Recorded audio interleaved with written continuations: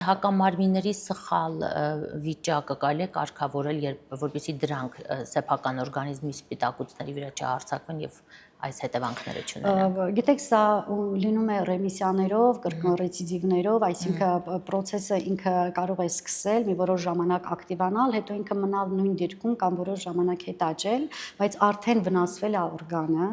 եւ այդ օրգանի ֆունկցիան արդեն տուժել է եւ պետք է միևնույնն է բուժումը կատարվի փոխարինող թերապիայի տեսքով, հորմոն փոխարինող թերապիայի տեսքով։ Դրա համար էլ հակամարմինները որոշում են կյանքում մեկ անգամ։ Եթե մենք որոշում ենք մեկ անգամ, դա ինչ թիվ ուզում է լինի, եթե տեսնում ենք բարձր թիվ, կատարվում է դիագնոզ, դրվում է դիագնոզը, որ ունենք քրոնիկական բորբոքում կամ աուտոիմուն բորբոքում եւ այլևս մեզ հետաքրքիր չի իր թիվը։ Դա կարող է լինել ավելի բարձր, հաջորդ անգամ կարող է լինել ավելի ցածր, այո, որովհետեւ դրանք կայուն չեն եւ դրանց վրա շատ ուշադրություն չեն դարձնում։ Իսկ վերահսկել հնարավոր է։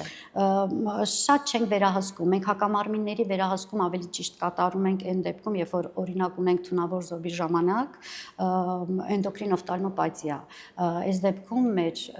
ինչպես բոլոր օրգաններում, այնպես էլ աչքի վրա կան ակնագնդի վրա կան թիրոտրոպ հորմոնի ռեցեպտորներ, որոնց վրա ազդում է թիրոքսին հորմոնը։ Եվ երբ որ առաջացել են այդ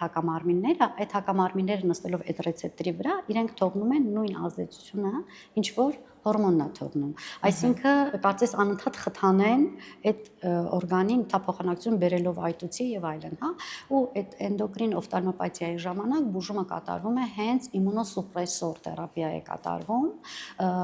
ազդելով հակամարմինների վրա։ Ցավոք սրտի մեր երկրում էնդոդեորայկը, որը ամբողջ աշխարհում ընդունված է,